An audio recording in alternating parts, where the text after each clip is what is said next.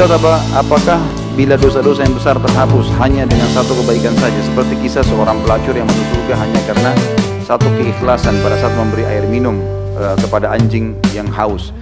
Kita perlu garis bawahi teman-teman sekalian, ada hadis-hadis Nabi SAW yang menceritakan tentang umat-umat sebelum kita. Di antaranya ini, ada orang yang memberikan minum anjing, seorang pezina, kemudian akhirnya dia dimasukkan surga. Itu kuasa Allah, rahmat Allah. Tapi sebagian ulama yang saya pernah baca mengatakan ini adalah kisah umat sebelum kita, dan setiap syariat berbeda-beda kan.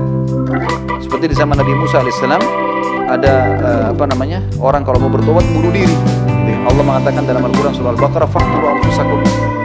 Bani Israel di zaman Musa alaihissalam dalam ajaran Taurat, kalau mereka buat dosa besar, zina, riba, mereka kalau mau tobat bunuh diri. Kalau kita nggak ada kan hukum itu. Jadi tidak semuanya ditarik sebagai sebuah hukum. Karena kalau ini dipegang sebagai sebuah hukum, nanti orang bilang tuh berzina aja minum anjing bisa dimaafkan sama Allah. Baik, kita berzina saja, kemudian pulang malam-malam lagi mabuk, lagi zina segala, cari anjing berikan air. Nah, kan bisa orang salah gunakan begitu kan? Bisa nggak? Bisa. Jadi kita ambil hikmahnya saja. Oh, yang paling tepat pendapat para ulama mengatakan ini kisah umat-umat sebelum kita dalam syariat mereka. Nah, ini bukan diceritakan umat kita gitu kan? Berarti ini yang dibahas adalah rahmatnya Allah yang luas. Mudah-mudahan Allah maafkan. Tapi ini tidak bisa jadi tolak ukur teman-teman. Kayak tadi saya bilang, oh berarti kalau kita satu kebaikan bisa menghapuskan semua dosa kita. Karena jelas sekali syarat dalam Islam ya, kalau mau taubat nasuha dari dosa besar kayak zina adalah 3 syarat mutlak. Tinggalkan seketika, jadi kan, kemudian sesal dan janji sama Allah tidak mengulanginya. Seperti itu.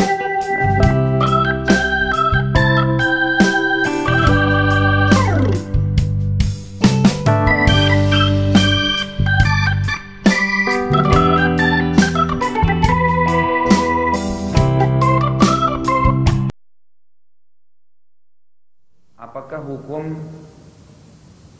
bekerja di perusahaan yang lembaga keuangannya bergerak di bidang jasa gadai? Gadai dalam agama Islam namanya rahan. Dalam ilmu fikih itu ada namanya hukum rahan. Boleh menggadaikan sesuatu dalam Islam. Nabi SAW itu meninggal dunia dalam hadis Bukhari, sementara beliau menggadaikan zirahnya, baju perangnya, kepada orang Yahudi. Kepada orang Yahudi. Nabi SAW meninggal sementara itu masih dalam gadaian, dan itu bukan dosa karena beliau memberikan imbal, balas daripada apa yang digadaikan. Tetapi dalam Islam, kalau anda mau sesuai dengan syariat, maka tidak boleh barang gadaian itu hangus. Tidak ada namanya barang hangus, kan gitu. Digadai ya sudah, ya kecuali sudah disepakati waktu tertentu, memang tidak bisa dibayar atau ditebus, maka diambil. Itu pun dalam Islam tidak boleh langsung diambil begitu saja, dinilai dulu. Misal barang yang digadai senilai 100 juta, lalu yang diambil dalam bentuk uang ya, atau balasan dari yang digadaikan itu misalnya 50 juta, maka tidak boleh spontanitas barang yang 100 juta tiba-tiba dihangusin ya. Sementara yang dia pakai cuma 50 juta, nggak boleh begitu. Dijual barang itu. Lalu yang tadi punya hak yang menggadaikan itu boleh mengambil haknya dia dan mengembalikan sisanya kepada orang yang tadi meminjam. Itu yang sesuai dengan syariat. Selain ini Allahu a'lam, saya tidak pernah temukan ada ulama yang membolehkan. Jadi kalau anda bekerja di tempat yang selain sistem ini, maka saya sarankan silakan cari rezeki tempat lain gitu. Mau bertanya tentang sejarah penciptaan Ka'bah Ustaz. Apakah Ka'bah telah ada sebelum Nabi Adam AS diturunkan ke bumi? Dan apakah Nabi Adam AS juga menjadikan area di sekitar Ka'bah sebagai tempat ibadah kepada Allah Azza wa Jal? Jawabannya, Ka'bah pertama kali dibangun di zaman siapa? Nabi Adam AS. Nabi Adam AS. Ka'bah pertama kali dibangun di zaman Nabi Adam. Dan ini kita sudah pelajari di sirah ya. Jadi Nabi Adam lah orang yang pertama dengan anaknya yang bernama Syith ya, itu yang membangun Ka'bah. Makanya ayat Al-Quran yang mengatakan ya, inna awwala baitin wudi'a lin-nasi lalladzi bi Bakkah mubarakan wa hudan lil alamin. Sesungguhnya rumah yang pertama sekali dibangun di muka bumi untuk manusia, untuk ibadah, itu di Bakkah. Apa itu Bakkah? Kata ulama ada 2 pendapat. Kota Mekah atau Bakkah itu adalah pondasinya Ka'bah. Pondasi dasarnya Ka'bah. Itu yang pertama dibangun, ya, ada di kota Mekah sebagai petunjuk bagi manusia. Nabi Ibrahim alaihissalam, para ahli sejarah mengatakan tinggal membangun kembali di pondasi yang sama setelah lama rubuh. Karena Mekah dengan berjalannya waktu ditinggali oleh manusia, nggak ada lagi yang huni, gitu kan? Nanti di zaman Nabi Ibrahim alaihissalam baru kembali lagi dihuni oleh manusia sesuai dengan hikmah dari Allah Subhanahu Wa Taala. Maka Nabi Ibrahim alaihissalam tinggal membangun saja kembali yang telah dibangun oleh Nabi Adam alaihissalam. Jadi memang dibangun dari zaman Nabi Adam alaihissalam, sebagaimana tadi ayat yang saya bacakan. Bahwa memberontak terhadap pemerintahan bukanlah ajaran dari Rasulullah SAW. Apakah dengan adanya kejadian yang baru-baru ini tentang pelecehan Al-Quran diperbolehkan untuk memberontak? Apa dengan memberontak fitnah yang ada di Syria akan terjadi juga di Indonesia?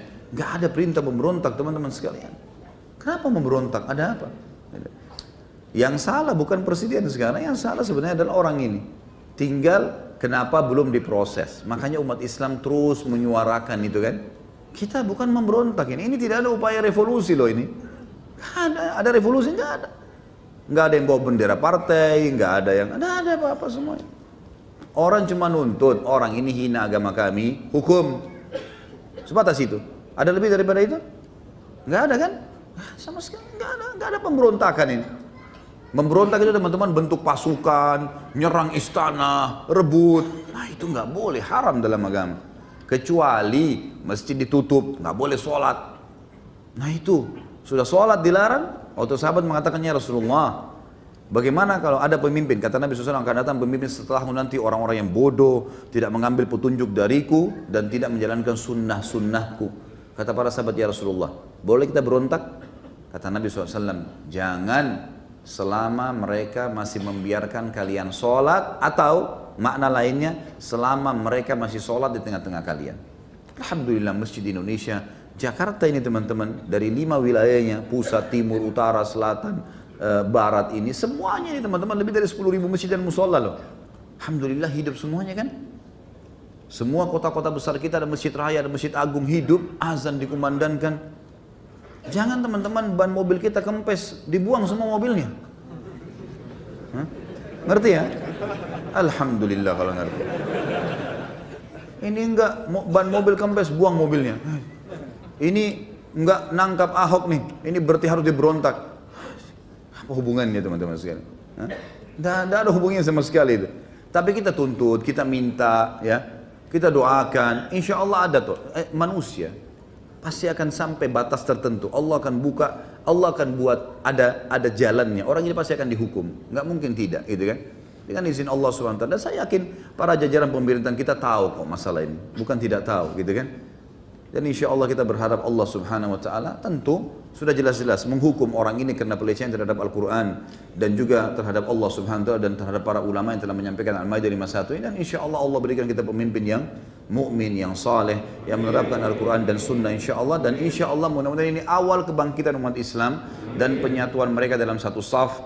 Nggak ada lagi perselisihan di antara mereka, saling memahami, saling menjalin ukhuwah. Ini luar biasa loh. Kalau saya melihat ini luar biasa ini. Orang ini nyeletuk, dia tidak pernah maksud apa-apa, mungkin ya, sebagaimana dia katakan saya tidak bermaksud. Oke lah kita pegang perkataannya. Tapi antum ambil pelajaran besar. Siapa yang membuat dia mengucapkan itu teman-teman sekalian? Dan bukan Allah yang membuat itu. Seperti perkataan Sumayyah radhiyallahu anha pada saat disiksa oleh Abu Jahal. Abu Jahal siksa sampai berdarah-darah. Kata Abu Jahal, apa kau tidak kapok? Tidak takut kau saya giniin? Dia bilang apa? Allah yang buat kau seperti itu supaya menguji keimananku. Sampai mati Sumayyah, mati syahid radhiyallahu anhu. Saya melihat ini kekuatan bagi umat Islam. Bukankah sekarang antum jadi lebih dekat dengan agama? Penasaran, tahu, oh ternyata nggak boleh pimpin non muslim di tengah-tengah umat Islam. Kan jadi tahu. Dan ini menasional loh ini, dalam hitungan waktu dekat. Hah? Bukankah ini peringatan baik dari Allah buat kita? Ambil positifnya juga, jangan cuma negatifnya kan gitu. Kita ambil positif, insya Allah ini awal kebangkitan dan kebaikan buat kita semua. Allahu a'lam. Subhanakallahumma bihamdika asyhadu an la ilaha illallah astaghfirullah wa atubu ilaik. Wassalamualaikum warahmatullahi wabarakatuh.